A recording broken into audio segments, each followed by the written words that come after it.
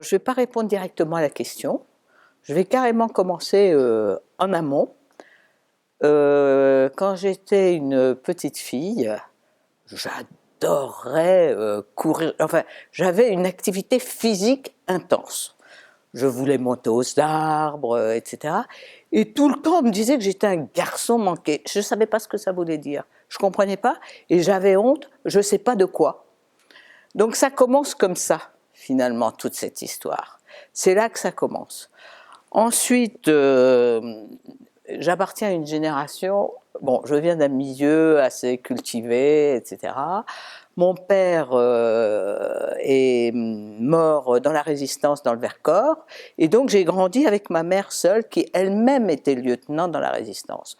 Donc une femme qui n'a pas froid aux yeux, une femme extraordinaire, et qui avait 2 enfants. Bon, elle était très belle, donc elle s'est servie de sa beauté, et très intelligente. Et malheureusement, pour sa fille, elle a conçu un programme qui était le programme de cette époque.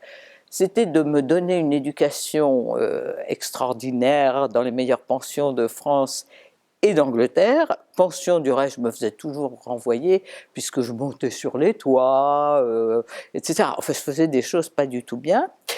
Et elle voulait que je fasse un riche mariage. La pauvre, elle a beaucoup dépensé d'argent pour rien du tout. Mais bon, donc ça commence comme ça. Je décide d'être artiste assez tard et je ne suis pas admise aux Beaux-Arts. À juste titre. J'étais à Düsseldorf à l'époque et j'ai présenté un dossier nullissime et donc je n'ai pas été admise aux Beaux-Arts. Mais moi, je voulais être artiste, donc bon, pas admise aux Beaux-Arts, je m'en fichais. Comme je n'avais pas une carte disant que j'étais artiste, c'est-à-dire une carte d'étudiant dans une école d'art, le seul moyen d'être considérée comme une artiste, c'était d'exposer. Et donc, j'ai travaillé, j'ai exposé, voilà. Alors, où est-ce que j'ai vu, évidemment, ces différences entre hommes et femmes? Je ne l'ai jamais ressenti à l'école, parce que j'étais dans une école non mixte. Et du reste, aux États-Unis, on s'est rendu compte que justement pour les femmes, pour qu'elles aient de meilleurs résultats en classe, etc., et qu'elles réussissent mieux dans la société, c'est mieux quand c'est non mixte. Parce que, et du reste Jacques Lang l'avait fait, il avait envoyé une circulaire, parce que les questions intelligentes sont posées aux garçons, alors que les questions stupides, c'est-à-dire de mémorisation, sont posées aux filles. Et Jacques Lang avait envoyé en son temps une circulaire en demandant aux professeurs de changer leur pratique. Bien évidemment, rien n'a été changé.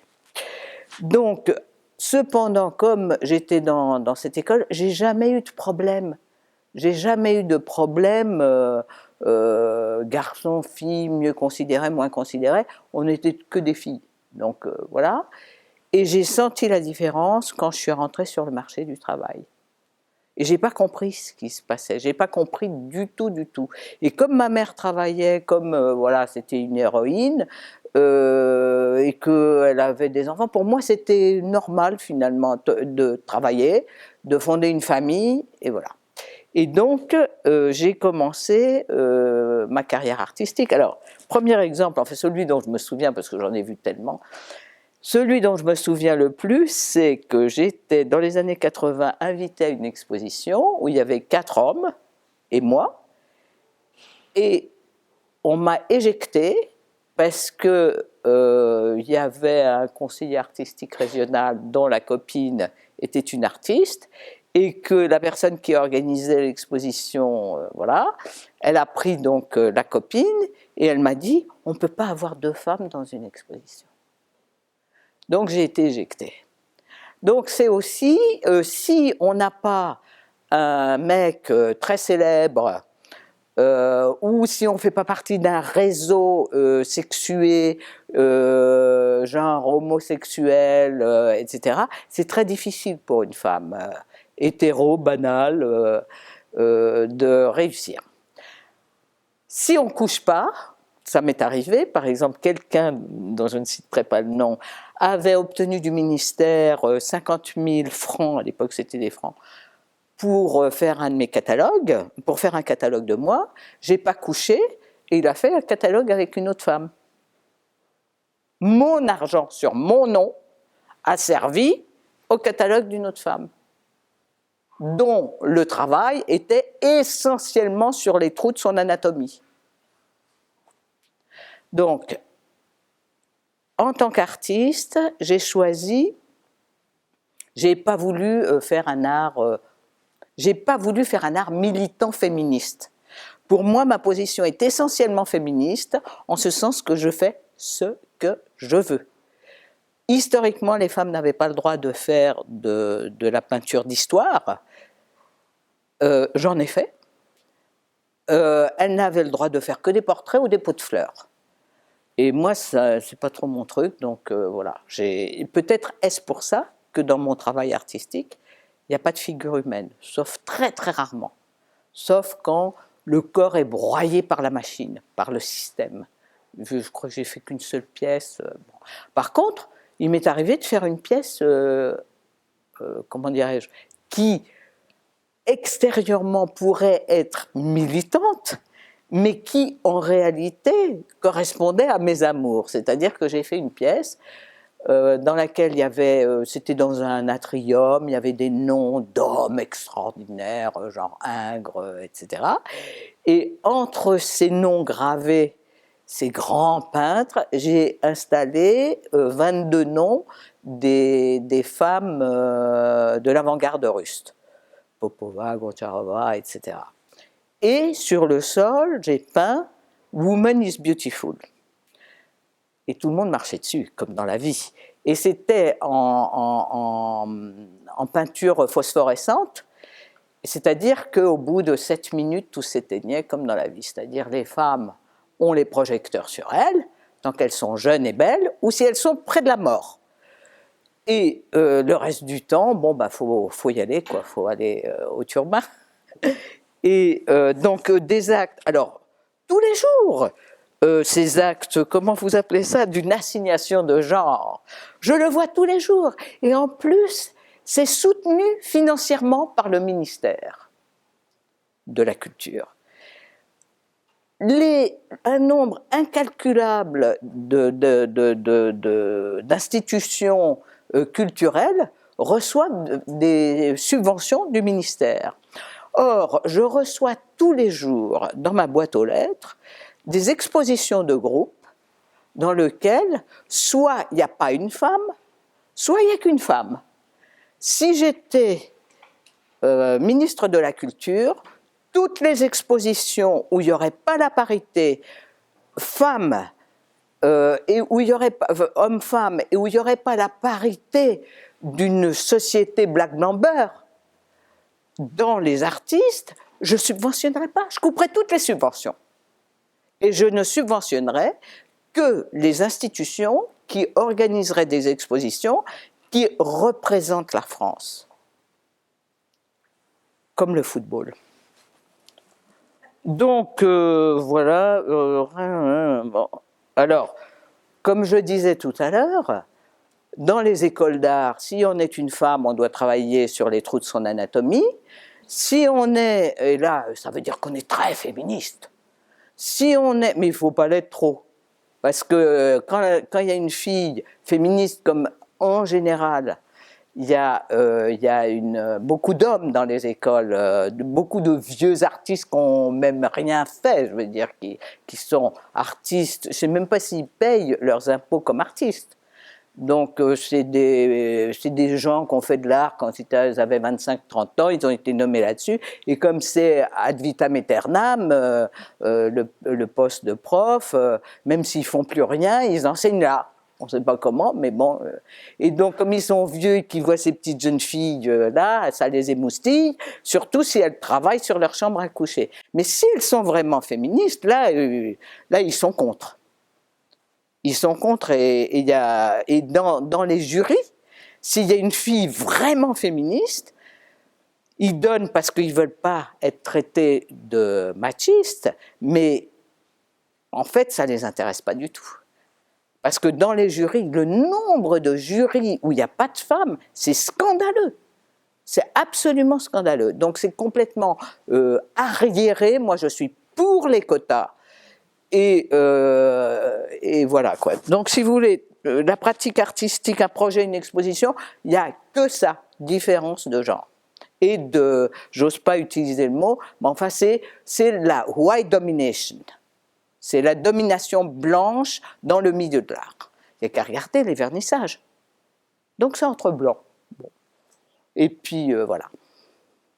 Et vous remarquerez que dans le milieu artistique, s'il y a quelques arabes, maintenant ça fait très chic d'avoir quelques musulmans, enfin de beurre comme on dit, mais il y a combien de beurettes, si j'utilise les mots des racistes, mais je veux dire, il n'y a aucune exposition qui représente la société française à l'heure actuelle, et même dans les écoles d'art. Alors, on va revenir dans les écoles d'art. J'étais 29 ans professeur dans une école d'art. Donc, je pourrais même citer, je vais citer. J'ai un ami depuis 25 ans qui est de Côte d'Ivoire, un ami, un Africain, pas un blanc qui a été exploité la Côte d'Ivoire.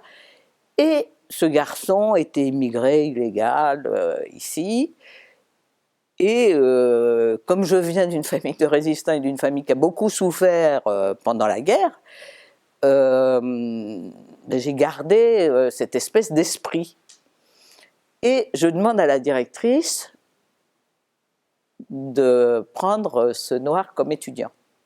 C'est s'il était étudiant, il avait ses papiers. Oh mais on ne peut pas, on va le faire passer en jury. Évidemment, il était nullissime comme étudiant, je dirais, c'était pas son truc c'est qu'il voulait des papiers pour pouvoir laver des voitures ou enfin manger quoi.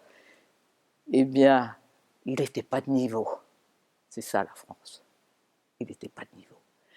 Et autre chose, évidemment tous les non-blancs qui se présentaient n'étaient pas de niveau, donc on avait une école complètement blanche.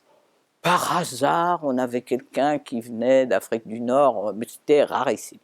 Et un jour, on m'a demandé de diriger le jury des personnes qui acceptaient les non-bacheliers. Et j'ai fait de la discrimination positive. Moralité, il y a un étudiant qui m'a dit « c'est bizarre cette année, c'est comme dans la vie, l'école ». J'ai fait de la discrimination positive et l'école est devenue un lieu normal. Donc voilà, si nos chers artistes qui ont des grandes idées faisaient sur place, au lieu où ils sont, où ils ont du pouvoir, faisaient de la discrimination positive, les choses changeraient. Le problème, c'est qu'ils s'enferment dans des grands discours avec des grands mots, je suis féministe, je suis pas raciste, je suis ci, je suis là, mais sur le lieu de leur pouvoir, ils ne remettent rien en cause.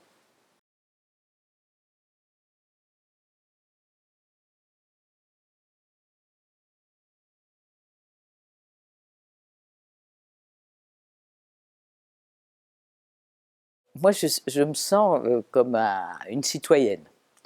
Donc, évidemment, je suis comme tout le monde, je regarde, je vois les choses, je me scandalise, etc.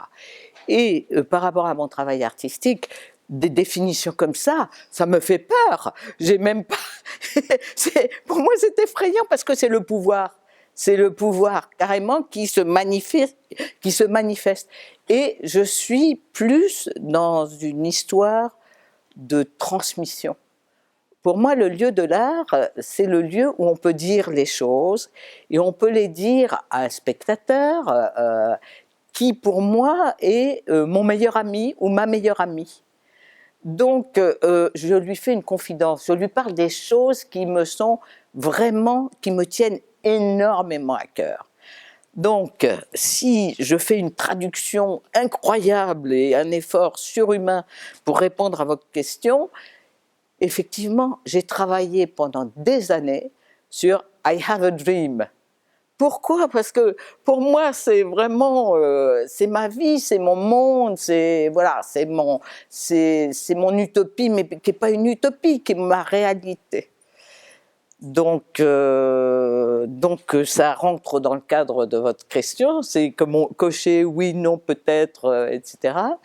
C'est vrai aussi que, par exemple, chez Dominique Fiat, j'avais fait une grande peinture murale où il y avait écrit Now is the time to stand up and speak up.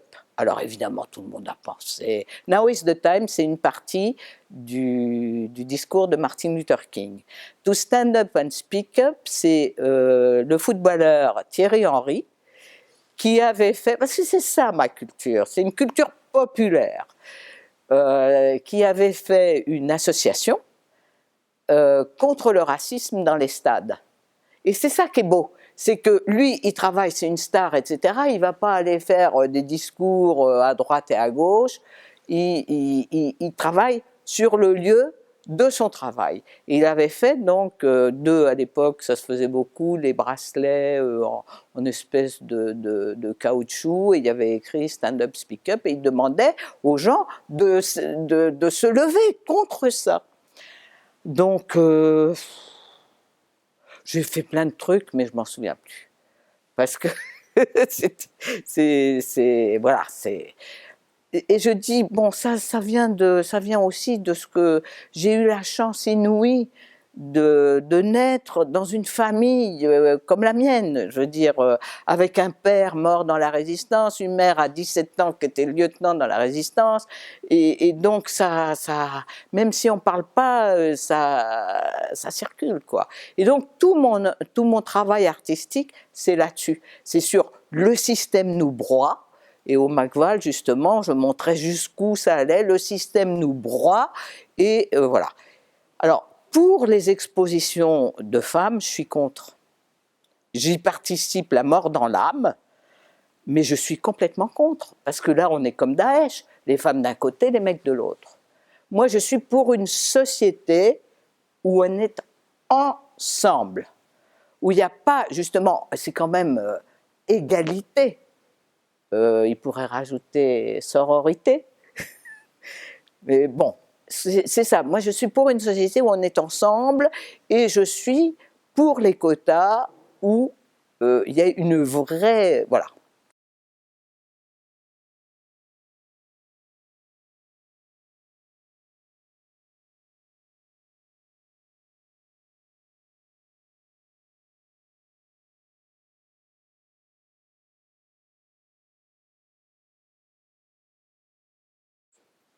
Moi, c'est le genre de... Voilà. Pour moi, c'est une question d'une vacuité absolue, parce que ça ne veut rien dire. Qu'est-ce qu'ils ont compté comme femmes dans les acquisitions du FRAC? Les acquisitions depuis quand? Parce que ça peut être la copine du mec qui a du pouvoir, etc. Pour moi, vraiment, c'est une question beaucoup plus capitale. Pour moi, c'est vraiment quelle est la visibilité dans les expositions, dans les émissions de télé, où on a toujours la potiche de service, hein, il n'y a jamais la parité. Quelle est la visibilité de la société française telle qu'elle est, c'est-à-dire des femmes d'une part, mais aussi on dit que la France est une terre d'accueil, et je voudrais vraiment, je reviens sur cette non-domination blanche, parce que c'est capital ça.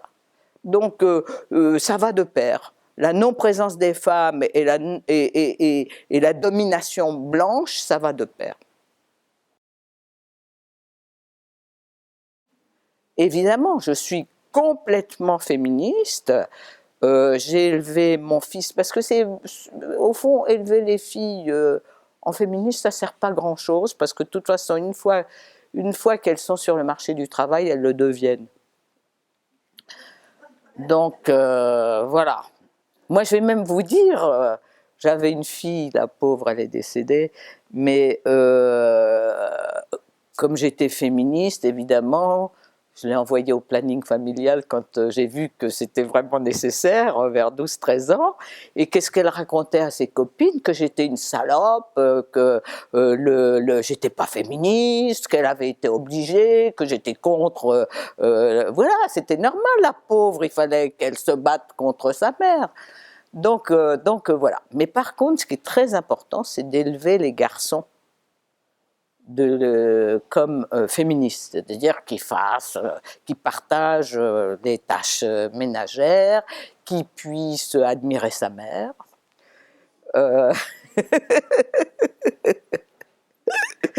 Et que sa mère soit une personne publique, mais en même temps une vraie maman juive, et voilà quoi. Je me bats vraiment, je me suis battue, c'est pour ça que j'ai sursauté quand j'ai vu qu'il y avait étudiants. Je me suis battue 22 ans à l'école des Beaux-Arts pour que dans les papiers administratifs, il y ait étudiante. À l'époque, on ne mettait pas le point, on mettait tiret. Surtout, elle mettait entre parenthèses. Et moi, je dis, le féminin ne se met pas entre parenthèses. Donc, je mettais un tiret parce que c'était égal. Voilà. Maintenant, c'est le point. Eh bien, dès que je suis partie, le féminin a disparu. Parce que chaque réunion, je commençais par lire tous les papiers et je pointais et je disais, je ne participe pas à la réunion tant qu'il n'y a pas le féminin. Donc, partout où j'ai travaillé, j'ai vraiment lutté pour qu'il y ait une égalité, une parité. J'ai même fait quelque chose d'extrêmement dur, la parité des citations. Et j'ai chargé une étudiante, à l'époque c'était des photos qu'on projetait, etc., à ramasser dans tous les livres sur l'art, et par les écoles, le minimalisme, etc., de telle sorte que moi, quand je parlais, j'ai la parité des citations. Donc mon féminisme, il est à ce niveau-là. Et je suis archi-féministe dans mon travail en ne parlant pas des trous de mon anatomie. En n'étant pas assignée à parler de ça.